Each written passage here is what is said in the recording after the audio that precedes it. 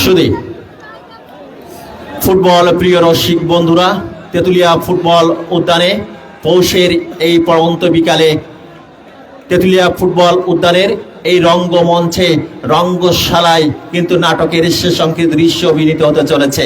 এবং নাটকের শেষ অঙ্কের দৃশ্যটা কি, সেটি কিন্তু টাই ব্রেকার।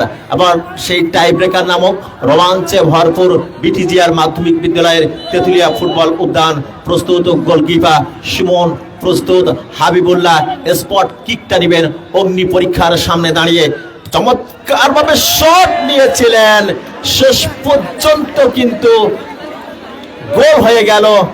অর্থাৎ সাইড বারে বাধাগ্রস্ত কিন্তু হয়েছিল, তারপর গোলকিপার সুমনের বডিকে স্পর্শ করে বল চলে গেল জালে।